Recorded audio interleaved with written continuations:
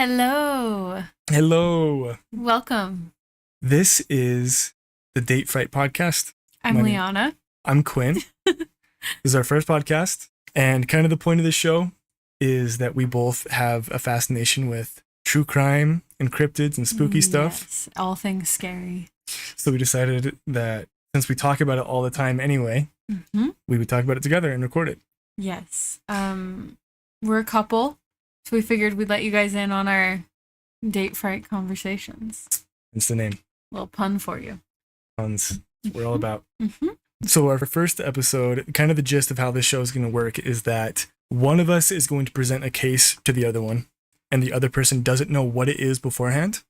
So we're going to be kind of going through the case with you and talking about it. It's going to be a surprise every week. It's going to be a surprise for me. It's going to be a surprise for you guys. Yes. And a surprise for me. Yeah, because we're going to be switching up every week with different cases. So, but today, Leonna has it.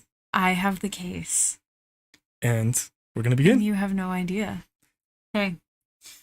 All right. Are you ready for this? I'm so ready for this. Okay, I have almost slipped up so many times in this. Because like saying what it is? Yeah, of telling you on accident what I'm recording what I'm researching, because it's so exciting. You guys will know because you'll see the title. Yeah, you guys already know. I don't know. I'm the only person here who doesn't know what's happening, so this is going to be fun. Okay, so for my first ever case, I have decided on something that has always been a little bit fascinating to me. I first heard this case probably 5 years ago on My Favorite Murder. Shout out if you guys know them. Shout out podcast. It comes down to a lot of corporate greed and some badass women who fought against those that had done them very, very wrong. And this story begins with the discovery of a new element. Okay. Yes. Okay, cool. I could tell you the name of it. I want to see if you can pick up on it for just a minute. So we're going to get into this. Okay. We're going all the way back to 1898. Oh my God. And the story begins with Marie Curie. Okay. And her husband, Pierre. Okay, I love this. The two of them bonded of their love of science. And I'm not going to tell you their story. There's obviously lots of information about that. That's not what this is about. I love her pies, by the way. That's Marie Callender. That's Marie Callender, not Marie Curie. So, sorry, I had to take a sip of water. Marie Curie, her role in all of this was that she had worked on her doctorate studying uranium rays. And she formed the hypothesis that the emission of rays by uranium compounds was an atomic property of the element uranium. And she was one of the first to actually coin the term radioactivity for this unique phenomenon. Wow, okay. Okay. Pioneer. Yes, a pioneer, for real. And her husband, Pierre, decided to join in on her work, and together they made quite a few findings that led to the discovery of new elements that were added to the periodic table, which is like some badass, like, power couple shit. I will say, I don't think things ended completely well for them, but this is not about them. That's what we call foreshadowing. Yeah, a little foreshadowing. Do you have any ideas about where we could be going with this yet? So I have heard of Marie Curie. Yes. She's a hero. Incredible woman. Pioneer, icon. Pioneer in medical advancements. We owe so much to her. Yes. I think I know kind of how this story ends because it's kind of the most visceral part of the story that you hear about and you're like, damn. But I don't know her story other than that. Okay. I know the ending in the beginning. It's not about her today. Oh. She's just a little plot twist. Okay. She's the seasoning. She's the seasoning in the beginning. She isn't very important to the story though. Okay. In December of 1898, her and her husband made a discovery that would change everything. They had discovered a new element in the fraction of barium, and this element would go on to be named radium. Oh. So we're going to be talking about the Radium Girls. Have you heard of this? I have never heard of this. Oh my God. Okay. You are in for a treat. It's very tragic, and these women risked their lives, and because of them, we have a lot of safety measures put in place. It's quite the story. So, Okay. Usually when safety measures are put in place after the fact, something bad happens. Something bad happens, and it's, Great. again, I mean, it's corporate greed. A time as old as, a tale as old as time. Right. Time as old as tale. It took Marie over 3 years to isolate 1/10 of a gram of pure radium chloride. And this was found to be an extremely dangerous process. The element was very dangerous to handle and contain because the element breaks down really fast. And when it does, it emits alpha, beta, and gamma particles and becomes radon gas, which has the ability to demolish living tissue. Oh, yummy. Cool. Uh-huh.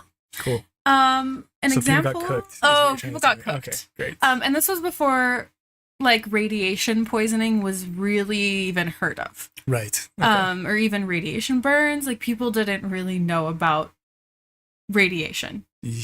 Yeah. Okay.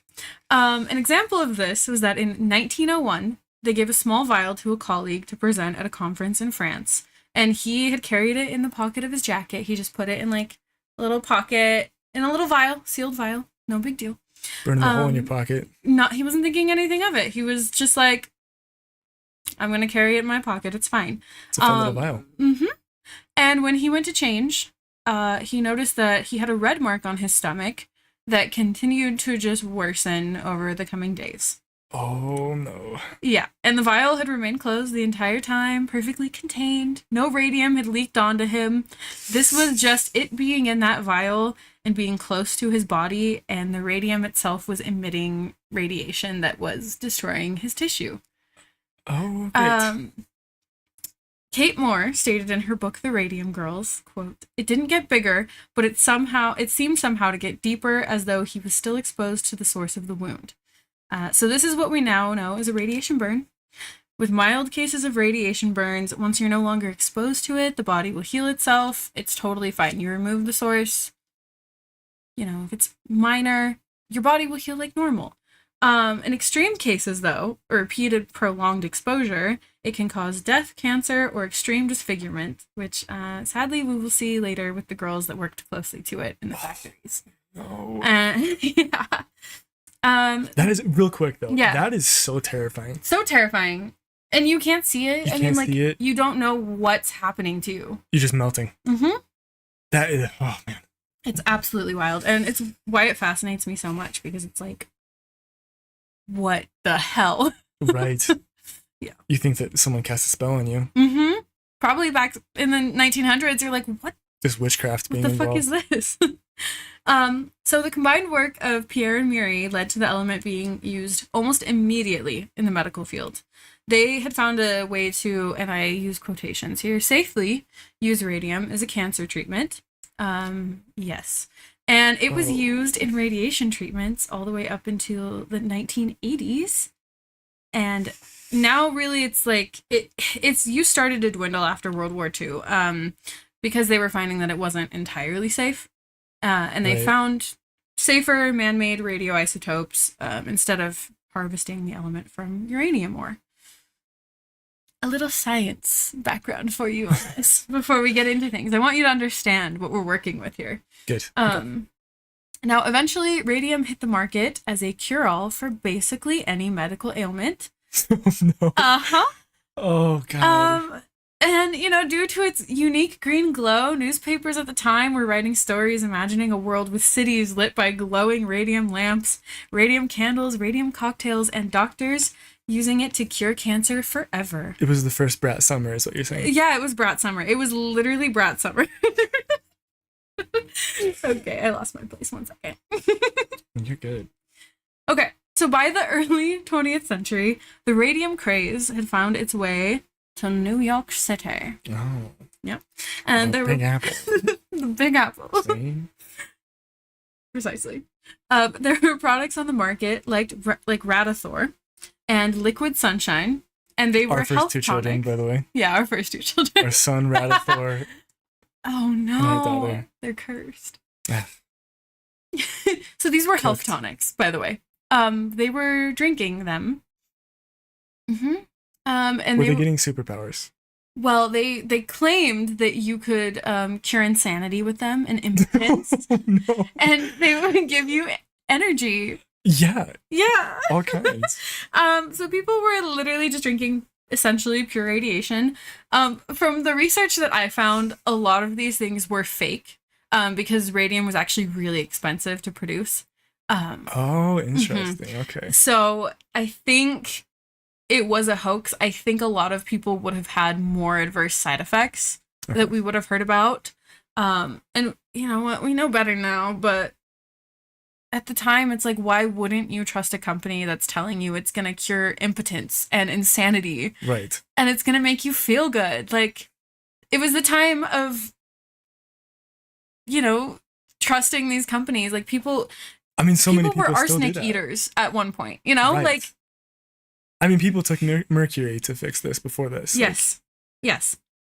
And then while some real doctors experimented with using radium for cancer cures, like I mentioned, and using it to treat tuberculosis and lupus, that wasn't really the goal of everyone in mind here. Greedy businessmen definitely wanted to get in on the use of this element. And eventually it was being heavily advertised and sold as creams and drinks and salts, even suppositories, as well as cosmetics and a toothpaste. And all of these items, let me give you the list here of what they were said to cure. Okay.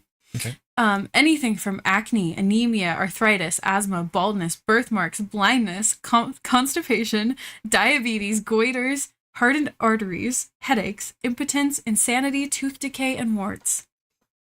So it really was just like, we're gonna fix everything with this like incredibly radioactive thing that we don't understand. It's the first miracle pill. Yep. They put it in cleaners and pest killers, and they were claiming it was easy to use and harmless to humans. Which is wild, knowing what we know now, especially about how radium reacts once it's internalized. And I will be getting to that in a little bit. Okay. So one of the uses for radium was founded in 1913 by Dr. Sabin von Soschaki. His name is really hard to pronounce. That's a hell of a name. I might stumble over that one a couple times. Slobin? Sabin?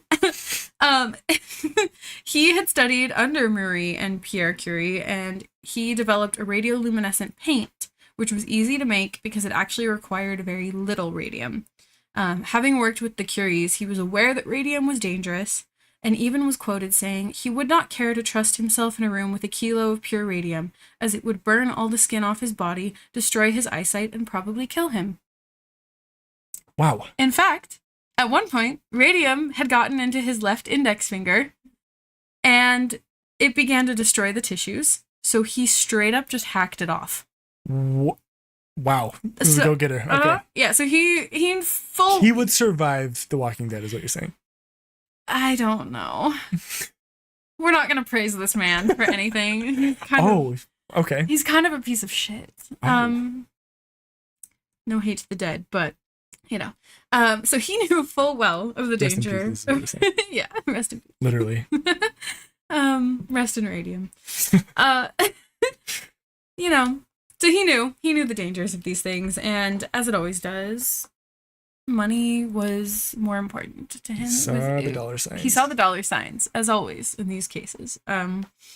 So within the year, he had partnered with a man named George Willis, and together they founded the Radium Luminous Materials Corporation in Newark, New Jersey, where they extracted radium to be used in luminous paints, which were made with zinc oxide to give them the green color. They had mines in Paradox Valley, Colorado, as well as multiple quote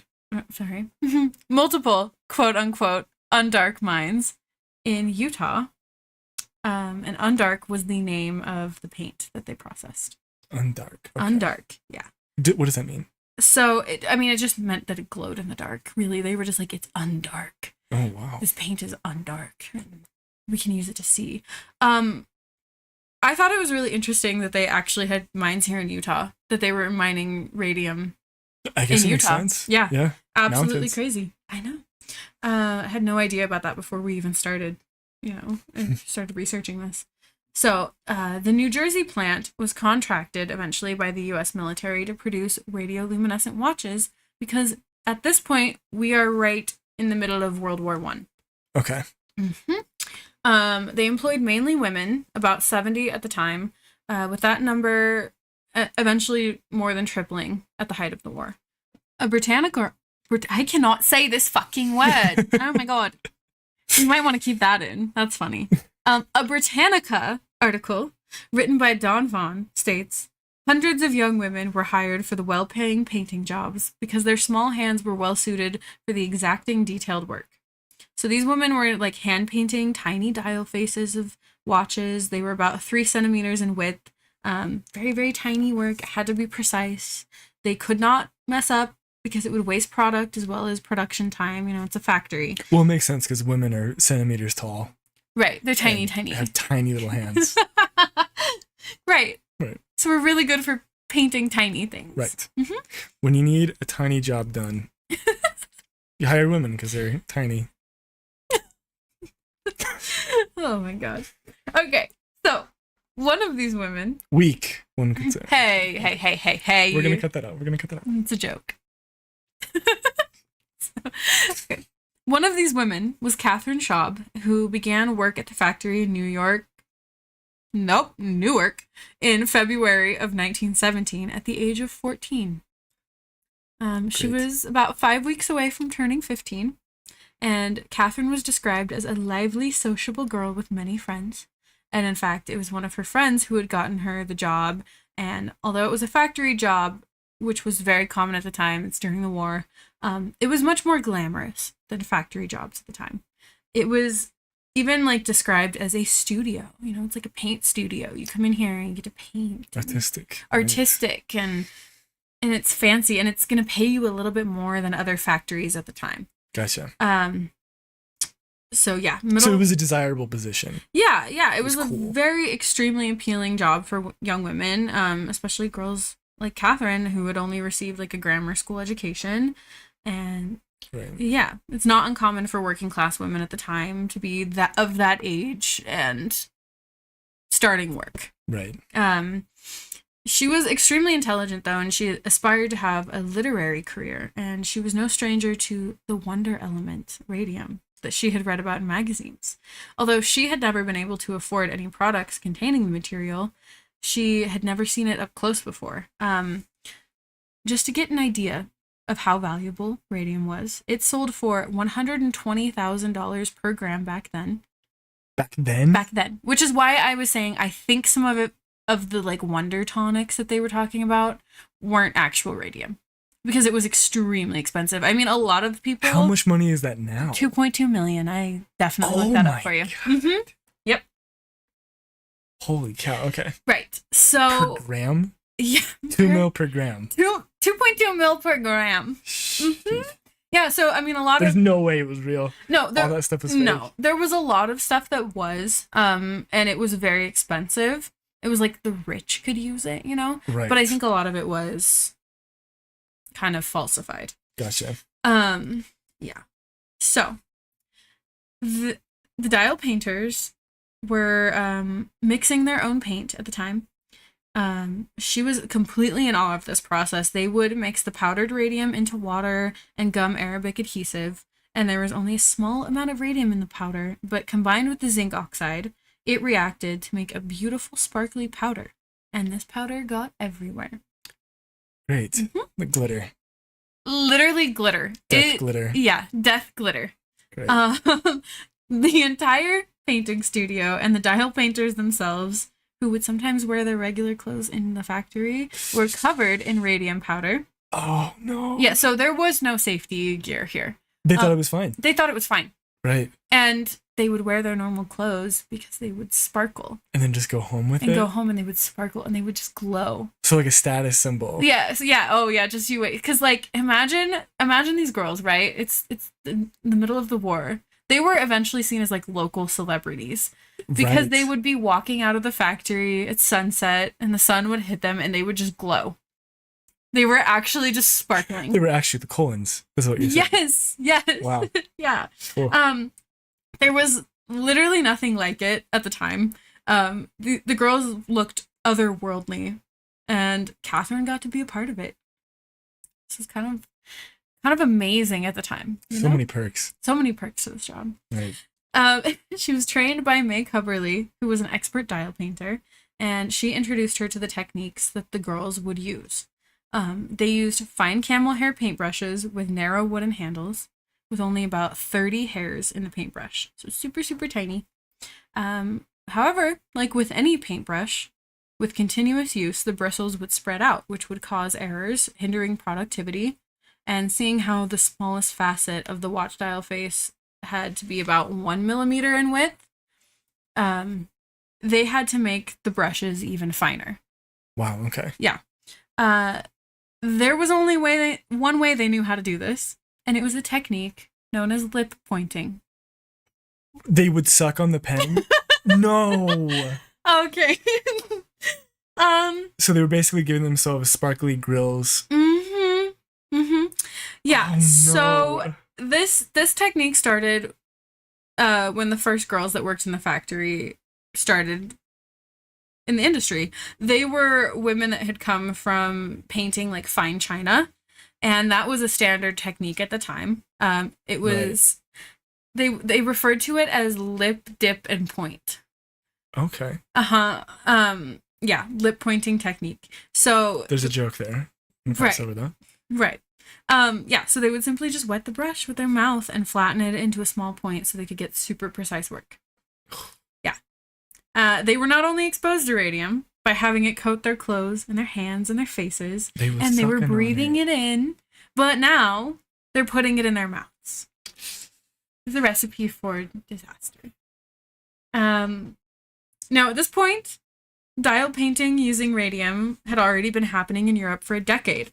However, the girls there did not use lip pointing, and in fact, they didn't even use brushes. They would use like small sticks or glass rods for precise painting. They would just dip something interesting that wouldn't fan out. Okay. Right. So they were at a lot less risk than these dial painters. So naturally, Catherine was a little bit worried, and May assured her, though, and she was saying that when she started, she was a little wary about ingesting the radium as well. So she and her colleagues had asked Mr. Savoy, the manager of the factory, about it. They asked, "Does this stuff hurt you?" And they were told no, that it wasn't dangerous, and they didn't need to be afraid. In fact, he told them that if anything, they should benefit from their exposure. Listen to it, it'll make you shocked. It'll make you feel amazing. Yeah, it'll make it shine and sparkle down the street. You're gonna be famous, though. Yeah. Even the founder of this company, Dr. So Shocky. It's so shocky, but I can't say it. He knew how dangerous it was. I mean, we talked about it before. He literally chopped off his finger. Right. Eventually, a man of action. A man of action. He's afraid of nothing. Eventually, the girls got so used to the practice of lip pointing that they just stopped even really thinking about it. I mean, they were reassured by this company time and time again that it was fine. So they were actually the envy of everyone else in the town at this time. They would actually put on their best dresses on a Friday night, and their boyfriends would meet them, and they would go to a dance after work, just glittering. They would just wear their best clothes to work, leaving just glittering. They were getting paid a higher wage than most at the time could find. They were getting paid about 1.5 cents a watch that they painted, which meant that the more talented and fast working you were, the more money you made. Right. Some even made more money than their fathers, who often worked in more traditional factories, and they were in the top 5% for women's wages at the time. Wow. So there was a lot of incentive for this, and they're being told it's fine. Right, an incentive to make more, which means that your exposure is higher. The better you are at your job, the more you're exposed. Right. And most of the dial girls were daughters of immigrants, which was part of the reason factories opened up in the area, because it was a place of opportunity. Of course. Yeah.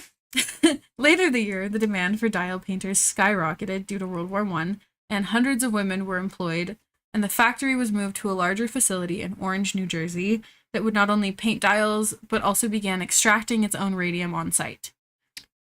Uh-oh. Catherine Schaub was one of the first girls to join the team in the beautiful new location that had multiple large buildings. I mean, this place was massive. Right.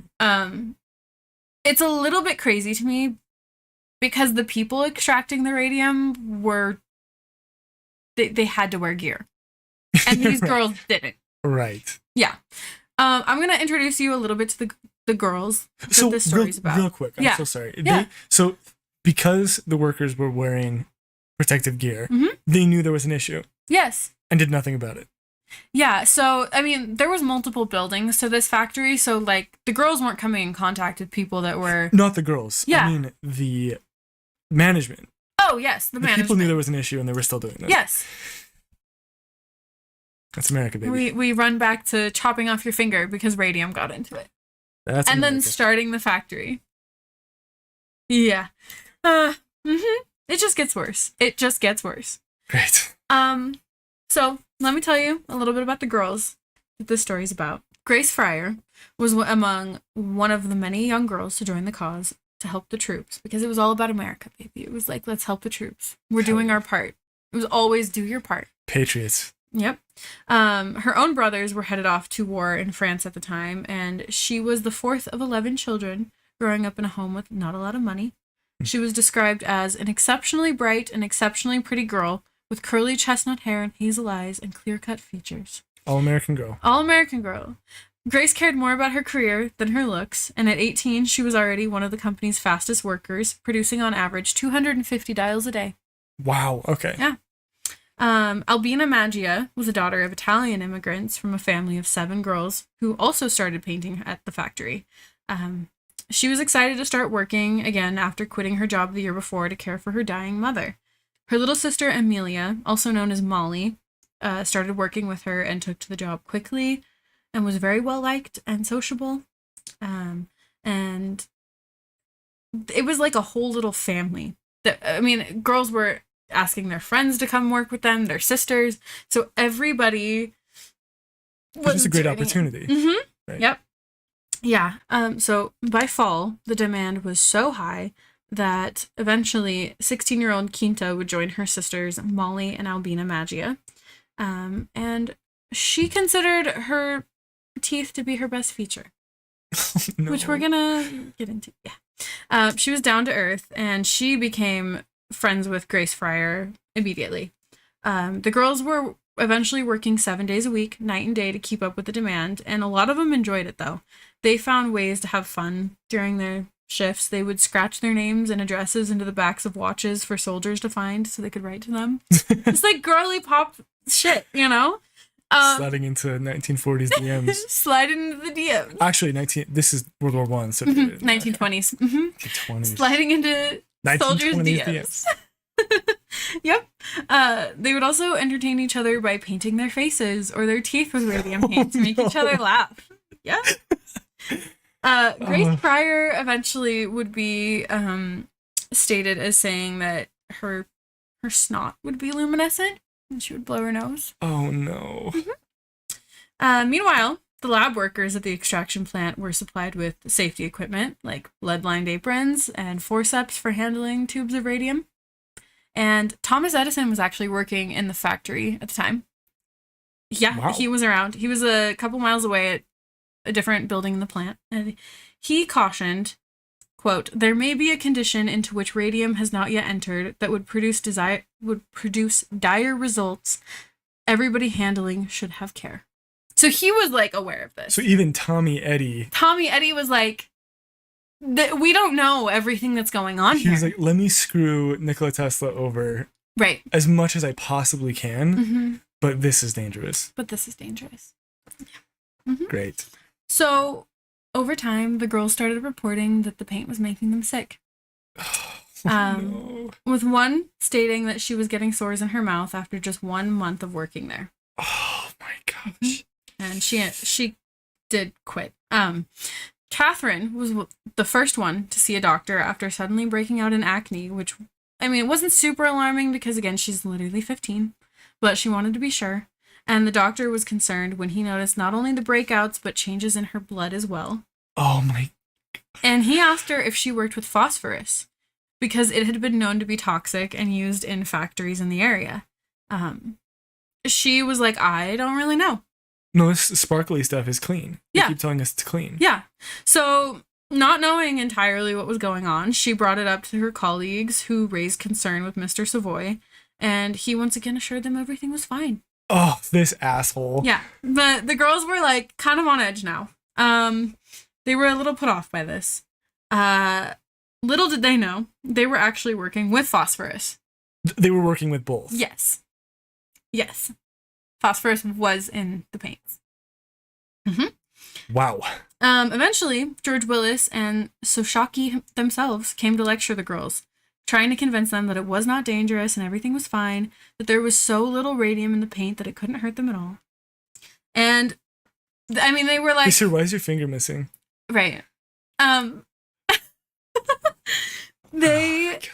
mean, the girls were like, what else are we supposed to do? Like, they're saying it's fine. So they just went back to work. It's their job. Yeah. At one point later, Grace would recall that Dr. Soshaki was in the studio floor, and she just did her little lip dip painting technique, just like everyone else there.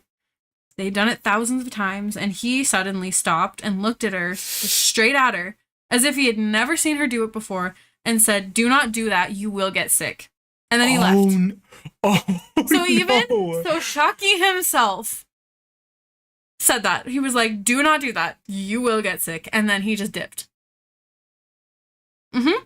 Grace was like confused, and when she asked further questions to the woman in charge, she was told what she always heard, so she went back to her job and continued lip pointing. No! On November 11th, 1918, World War I had ended, and with it, the need for many of the girls to continue their careers at Radium Luminous Material Corporation, it was over. It was done with.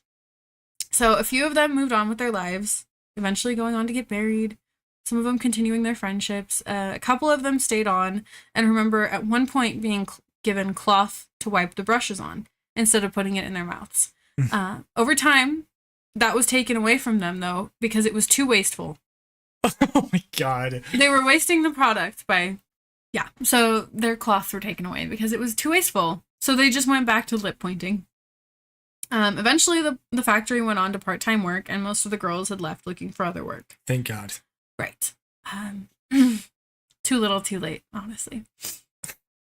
In the summer of 1921, George Willis sold most of his stock to their treasurer, Arthur Roeder, and with that, George and Dr. Sabin von Soshaki were removed from the company, and its name was changed to United States Radium Company, and Arthur became president of the company. Now, I'm going to give a little bit of a trigger warning for where we're about to go with things. It gets a little graphic. Okay. Yeah. In January of 1922, Molly Maggia started experiencing some tooth pain, and she decided to visit her dentist, who told her the molar needed to be removed. Now, typically, like, stuff in your mouth heals really fast, right? Right. It's just how it goes. It's your mouth. Weeks later, though, Molly was still experiencing pain and had felt a hole in her gums where the tooth had been. So she decided to see a new dentist, and she sought out the help of Joseph Kneff, who specialized in mouth diseases. He noticed that while the tooth had been pulled a month prior, the wound in her socket was still open, and her gums were inflamed. Oh, no. He noted that some of her teeth looked loose as well. He diagnosed it as pyria, I think, is how you pronounce it, also known as periodontitis. Okay. It's a gum infection. It can cause damage to the gums, teeth, and jawbone. If left untreated, it can lead to tooth loss. So that's what it sounded like. You know, that's what they thought. Right. No. Molly's condition continued to worsen, and she had more teeth pulled as an effort by Kneff to stop the infection. But none of her wounds ever healed from having those teeth removed. Instead, she was left with open, gaping sores in her mouth, which eventually became ulcers. Oh my god. Yeah. So she continued working at the factory. She was one of the ones that still worked there. And she was experiencing pain every time she pointed her brush. She was in so much pain. She kept working? She kept working. I mean... Just gumming it it's up. her job. She doesn't know. She You doesn't don't think. think. Yeah, you don't think that the two are correlated. Right. Yeah. Eventually, because she had open sores in her mouth, her breath was so bad she was too embarrassed to even talk. This poor woman. I know. It's gonna get so much worse. Oh god. So her sisters were starting to get really concerned, and it was just getting worse. And she eventually started to experience pain all over, not just in her mouth. Quinta recalled her as having pain in her jawbone, hips, and feet, and they thought it was rheumatism. Doctors were puzzled. Nothing was working. She kept getting worse. And Kenneth said it got to the point where he didn't have to pull her teeth out. They were just falling out on their own. And he just continues to think it's the same issue. At this point, he's like, I don't know what's going on. Right. Yeah. It's about to get really, really bad. So one of the times that she went in, he was like, I recognize the smell coming from your mouth. It smells like decaying flesh. He noted that it seemed like something was attacking her from the inside. He was like, something's wrong here. So guess what the wonderful doctors of the 1900s assumed it was? Witchcraft. Syphilis. Because she's an unmarried woman. She's young. It's gotta be syphilis, right? It's gotta be. Gotta be. So they tested her for it. Test came back negative. Obviously, it's not fucking syphilis. Yeah. Kenneth had eventually come to the conclusion that Molly Maggio was suffering from phosphorus poisoning, or fozzie jaw, and he was like, I'm going to ask about this to her employment. So he went to the plant and asked for their formula, and they refused and turned him away, ensuring him that no phosphorus was used and that Molly's work in the factory had nothing to do with it. But they'd already said? Yeah. He ran tests for phosphorus, and none of them came back positive. It was another dead end. At this point, she could barely speak. The roof of her mouth, her lower jaw, and the bones in her ears were one huge abscess. She had quit her job. She was unable to work, hoping that she would have an answer soon, but things would just get worse. In May, Kenneth had her come into the office again, only to see that Molly was limping and could barely move. And upon his examination, Kenneth put his fingers in her mouth, and he noticed that her jawbone was looking ashy and gray. So he gently prodded at it, and it disintegrated at his touch. No way. It literally just crumbled.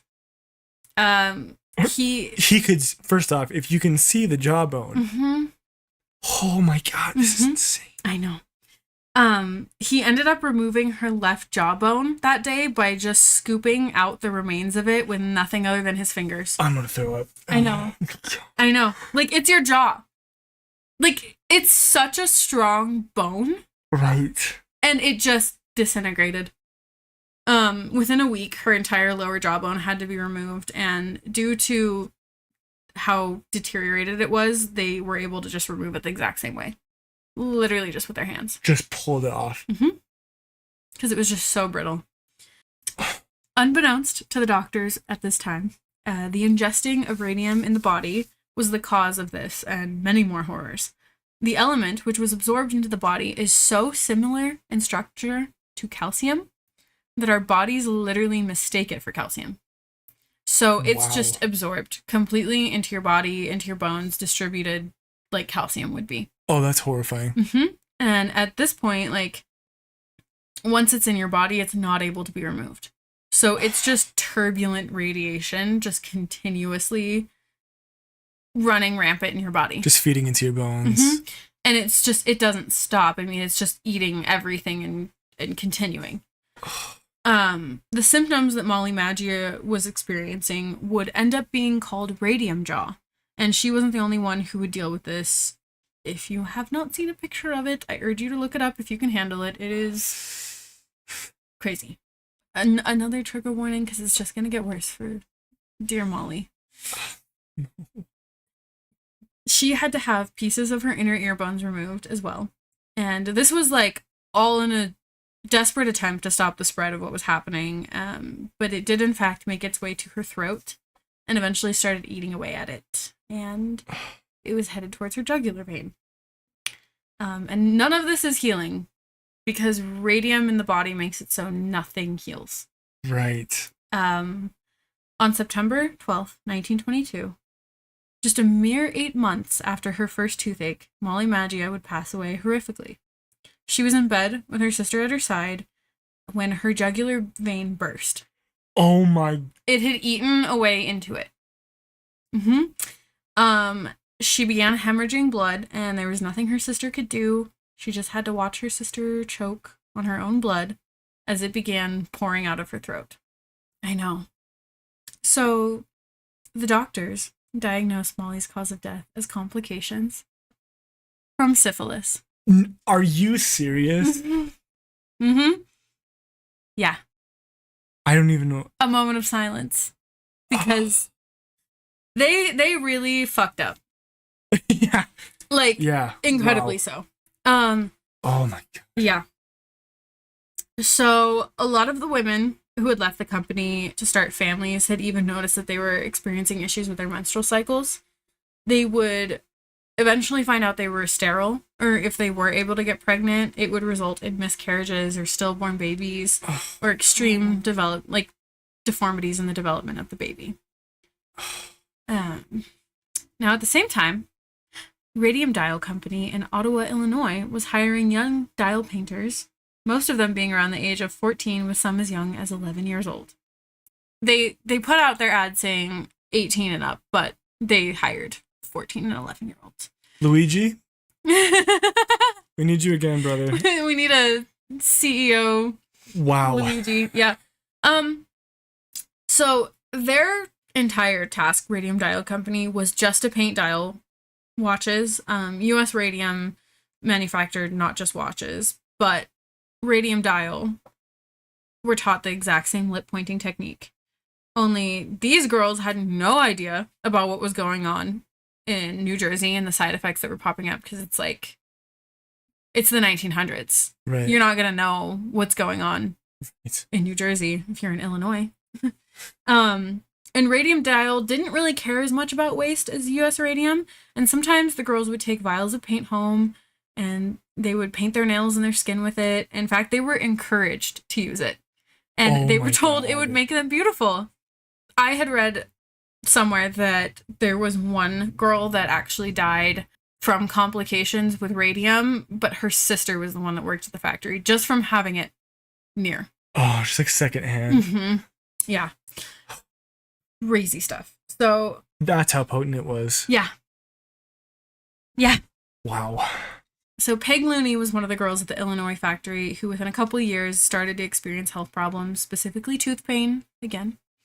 She visited her dentist, had a tooth removed, and weeks would pass and the pain worsened and the extraction site never healed. Oh, the same thing again. Same thing. Oh no. Eventually pieces of her teeth and jaw were coming out on their own. Not only was she experiencing radium jaw, but she was also developing anemia and couldn't walk.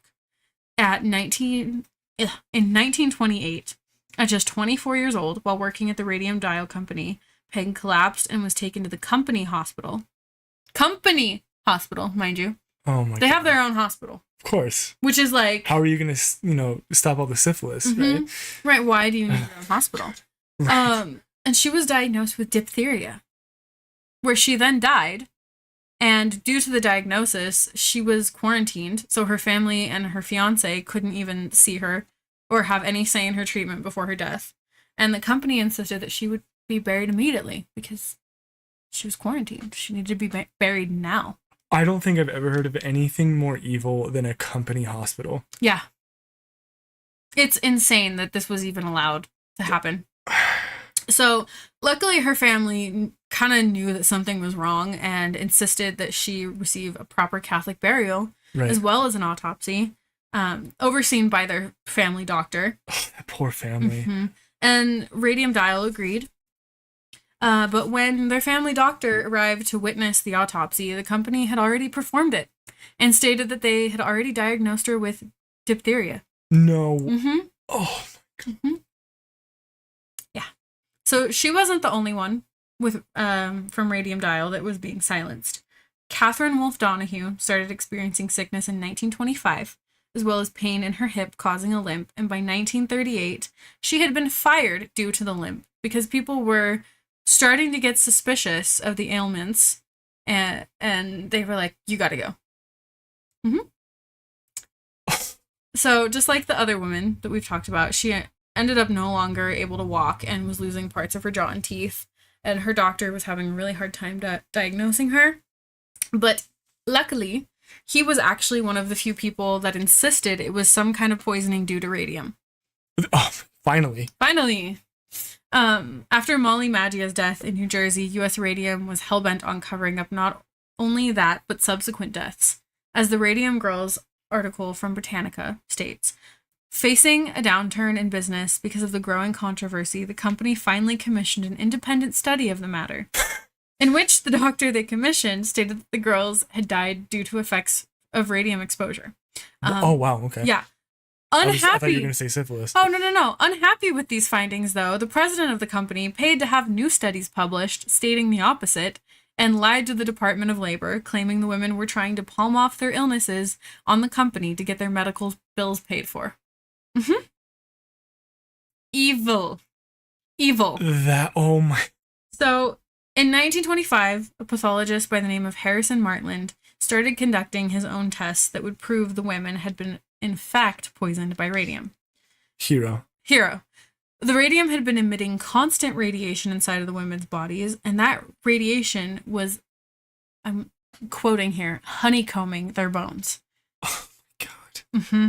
Not only that, but the damaged bones would actually glow because of the radium embedded in them. No way. Some of the women said that they knew their fate was sealed when they would look in the mirror at night and see a ghostly glow emitting from them. Oh my God. Are you serious? Mm-hmm.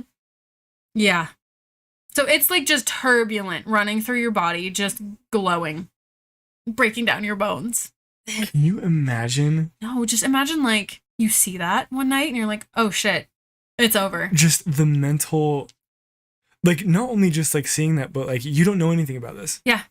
You don't know if there's anything wrong. You have no idea. I'm sure that you probably think you're going crazy. Yeah. It's. Oh, these poor women. I know. Grace Fryer would actually eventually have one of her entire vertebrae disintegrate, and she would have to wear a back brace. Mm-hmm. Oh. Even with the companies attempting to stop Martland's work, he was persistent, wanting to help these women who'd been affected by their carelessness. Grace Fryer wanted answers, and being the daughter of a union delegate, she was determined to seek justice. She started talking to former colleagues who had been affected, and together they decided to file a lawsuit. Grace was stated as saying, "It is not for myself I care. I am thinking more of the hundreds of girls to whom this may serve as an example." Hero. Incredible woman. However, even finding a lawyer would be a challenge. Most of them either discredited their claims or were too afraid to take on the powerful radium corporations, or they were unprepared to fight a legal battle against existing legislature. Because at the time, radium poison wasn't even recognized as a real disease or even acknowledged until the girls got sick, and the New Jersey labor laws had a statute of limitations which ruled that victims of occupational poisoning had to bring their legal cases within 2 years. And oftentimes radium poisoning took about like 5 years to start showing up. This is so evil. Mm-hmm. Eventually, though, in May of 1927, after about 2 years, they found someone who was like up to the task, which 2 years when you have radium poisoning is crazy. So the lawyer was named Raymond Barry, and with his help, Grace, along with 4 of her associates, Edna Hussman, Catherine Schaub, Albina Larice, and Quinta McDonald, all filed a lawsuit against U.S. Radium. From this point on, they would be referred to in the media as the Radium Girls. They petitioned the courts for $125,000 in damages. Not enough. But U.S. Radium played the statute of limitations card, requiring the girls petition the New Jersey State Court to change their statute of limitations on workplace negligence claims. They were like, we'll just go straight to the source. Their reasoning was that radiation illness relating to workplace substances can take anywhere between 1 to 18 years to show up, which was allowing companies like this to get away with whatever they wanted. By the time court proceedings began in January of 1928, Grace had lost all of her teeth and could no longer walk. Her and 1 other woman were bedridden at the time, and all of the women were so sick that none of them could lift their arm to take the oath. Oh my God. Mm-hmm. So devastating. U.S. Radium suggested that they suffered from hysteria. Are you serious? Yeah. Weakness of will and general lack of ability to confront reality. So basically, listen, y'all are being women about this. Right. Oh, God. Yeah. Yeah, there's a reason we don't use the term hysteria anymore. It's because of assholes like this that, yeah. Oh my god. Yeah. So that was, yeah. A U.S. Radium spokesman said to the New York Times, "Radium, because of the mystery that surrounds much of its actions, is a topic which stimulates the imagination, and to our mind it is to this and not the actual fact that many of the reports of the luminous paint's effects in our paint may be attributed." So he was just like straight up like, it's your imagination. Just PR rolling. Yeah. So much PR. He was PR trained. Mm-hmm. What an asshole. Yeah, so actually due to this, the court date was pushed back to April of 1928 because they were so sick. At this point, though, doctors were testifying on their behalf, explaining the effects of radium poisoning on bodies, and most doctors had given the women like 4 months left to live. Given these facts, U.S. Radium's lawyers petitioned for the courts to postpone the case until September. And do you want to know why? So that they would all die? Right, that's what I thought. No. They didn't. It was because several of their witnesses were vacationing in Europe and they did not want to disturb their little vacation. Meanwhile, women were like actually dying and in pain and had like no quality of life left. Well, I have a question for you. Yeah. Are you sure that this whole thing wasn't just hysteria? Right. Listen, honey, I'm in the south of France right now. Right. Maybe you should... I'm vacationing in Europe. Right. Have you thought about what you're doing to my vacation time? Mm-hmm. Maybe think about that before you ask me to show up in court. Right. So, the judge agreed to postpone the case. No, oh my... Yeah, rightfully so, this decision provoked a lot of backlash in the newspapers. Okay. In fact, on May 10th, 1928, there was a newspaper published in the World New York newspaper titled 5 Women Doomed to Die, stating 13 other women who worked in the plant were already dead. These 5 women are doomed. So that was like an actual little newspaper article of the Times. Just clickbait, essentially. Mm-hmm. The Radium Girls used this as an opportunity to get their stories out to the media, and in an interview, Grace Fryer stated, "I don't dare do much with my hands, for fear the least scratch will not heal." I mean, like... This is, like, medieval. Right, but it's like, if you think about anything, you get cut by anything. I'm dead. Radium, it's never going to heal. Absolutely insane. At this point, 3 more women decided to join the lawsuit, petitioning the courts to have the dates moved up. And thankfully, the vice chancellor ruled that in this case, the statute of limitations was not applicable, and they were able to move forward. Thank God. I know. Not only that, but he advised them to actually drop the case and file a new one under the new legislation, it's a hard word to say, on the matter. Because they were able to get labor laws changed and statute of limitations kind of remedied. So they dropped that case so that way they could actually restart. Okay. Mm-hmm. Even Marie Curie had read of the case in French newspapers and said, "I would be only too happy to give any aid that I could. However, there is absolutely no means of destroying the substance once it enters the human body."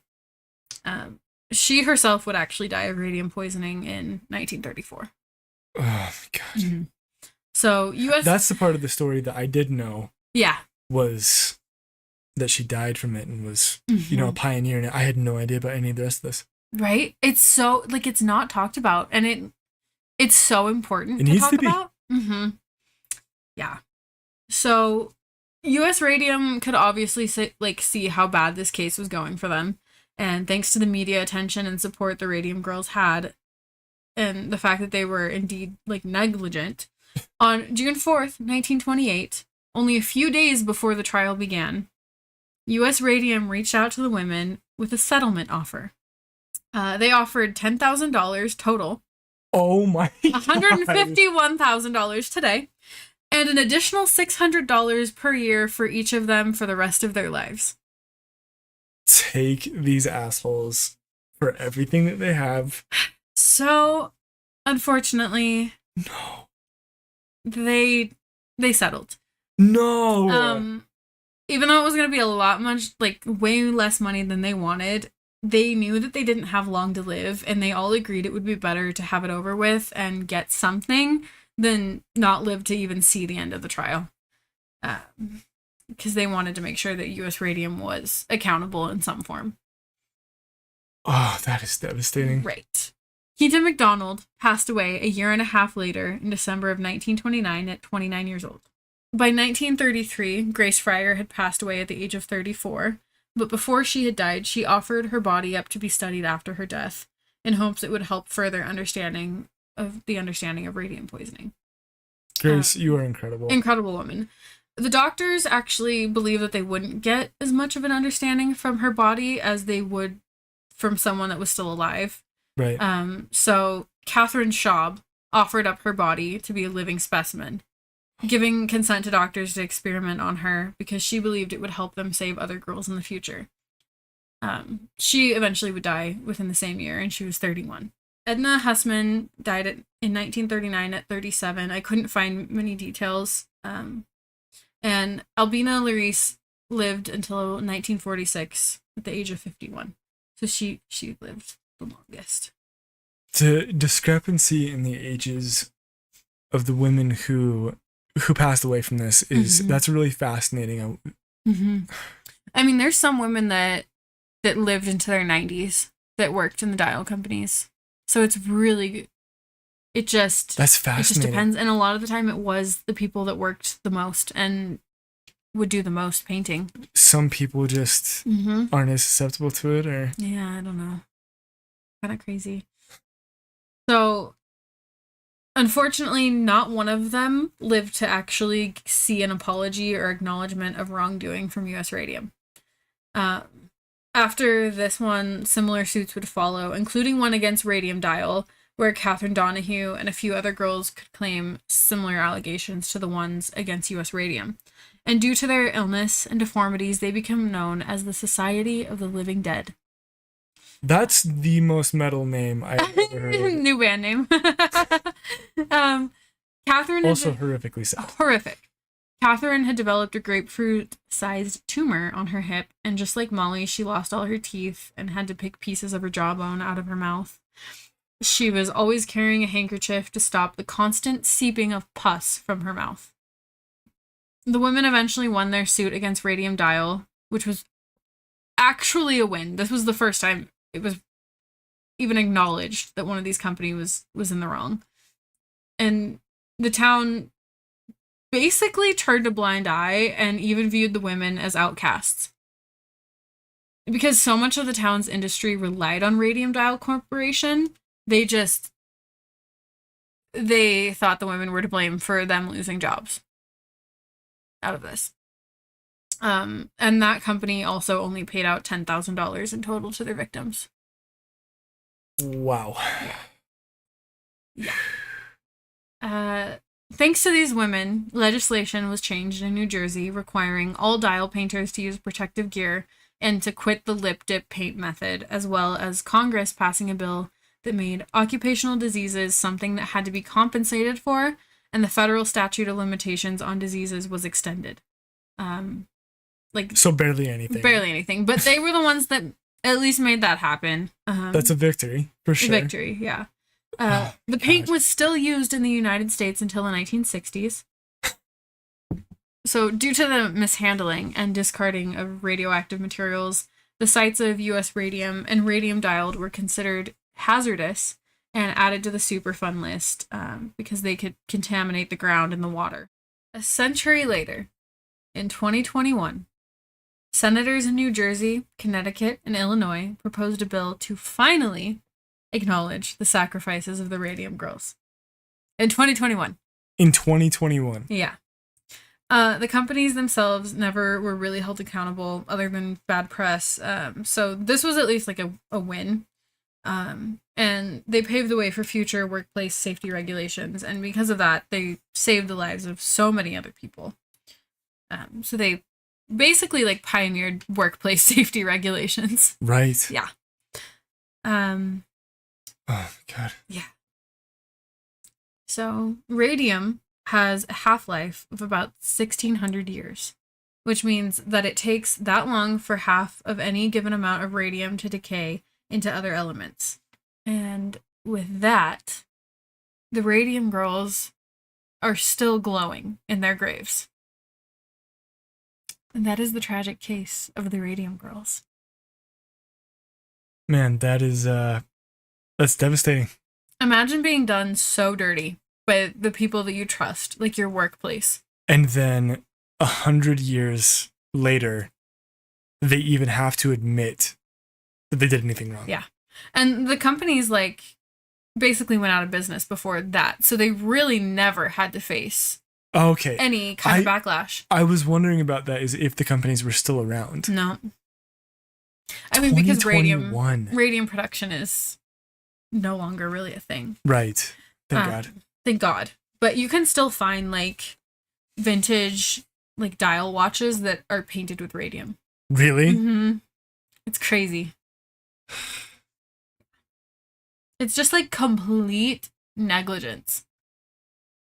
It's, like, malicious. Yeah. Like, completely malicious. The part of this that I keep going back to is Sasaki being like, hey, don't do that. Hey, don't do that. Peace. Yeah. Like, looking at her and being, like, shocked that she was, like, using that technique and putting it in her mouth and just being like, you're gonna get sick. But then at the same time, like, get sick is completely denying it. Saying you're going to get sick is such a terrifyingly naive statement for issues like this, because it's like they have no idea. Right. They have absolutely no idea what is happening. None of the doctors know what's happening. And so I just keep thinking back to, like, when this is starting to take place for these women, where they're starting to have signs of these issues. They're like, oh, I've got a toothache. Yeah. And it's like, they don't even realize, oh, let me look in the mirror, I'm glowing. Yeah. And having no idea. No idea. No one knows anything about this. No, you're completely in the dark. I mean, like, women's health issues are already not taken seriously. Now. And so it's like, what do you do? I mean, that's why it was written off as syphilis, because they were just like, oh, must be these girls again. Must be these girls that got syphilis. It's like, either syphilis or hysteria. Yeah. You're insane or you have syphilis, which is crazy. When it was clearly what these companies were doing. I mean, this is kind of peak time period for that. And I imagine that because of these incredibly brave, heroic women, that so much of that mindset has changed. Yeah. Due to their actions, and it's extremely unfortunate that it had to be such a horrific scenario for there to be any change, and how long it took is just absolutely reprehensible. It's beyond. Honestly, yeah. And that's why I have loved this story so much for so many years, because I'm like, it is just so amazing that they were able to make any change, but also wild that these companies got away with this for so long. I mean, it's interesting because the climate that we're in at this point, it's so discouraging to see how far we still have to go in so many regards. Yeah. It's just a trend through history. Absolutely. I mean, money, the greed, like, it will just take over all logic every time. I guess the only optimistic outlook that you can have from a situation like this is to say that change will happen. Right. That things will get better, and these poor 14, 15-year-old, sometimes 11-year-old women have their lives taken away. I mean, can you imagine? Just try to put yourself in the mindset for a second. Try to have some empathy and think about you're at your job. You're just working, at your job. And all of a sudden, your teeth start falling out. Yeah. And your jaw is coming apart. I mean, I go crazy when I, like, eat a chip wrong and it cuts the roof of my mouth. Right. Like, and just try to imagine the mental state of these women. Yeah. Of literally falling apart and people being like, you're a woman. That's just woman's troubles. Oh, it must be syphilis. You must have been sleeping around too much. Right. Unmarried, it means you're a whore. Yeah. Crazy. Oh, God. Well, I'm very glad the companies are gone. Me too. That is a huge win. I'm glad we didn't use radium. Extremely terrified that it was going to get to the end of the story and be like, and you can buy their products at. No, thankfully not. Thankfully not. Yeah. So I just thought I would give a huge shout out to the book The Radium Girls by Kate Moore. I got a lot of information from that. And as well as The Radium Girls, The Women Who Fought for Their Lives in a Killer Workplace by Dawn Vaughan, a Britannica article. I'll cite more sources in our show notes. Well done. Thank you. That was very beautifully done. Thank you. Thank you for letting me know about it. Of course. I'm going to be thinking about this for the rest of my life. I think about it all the time. Wow. Thank you to these women. Thank you. For inspiring real change. And yeah. And thank you guys for you listening. Yeah, thank you guys for listening. We will be back with another episode very soon. It is currently in the works. And thank you guys for listening. If you want to hear more from us, subscribe. Yep. Or hit the like. And make sure to check out our Instagram at Date Fright Pod for updates about the show. Thank you guys. Thank you. Goodbye. We'll see you next time.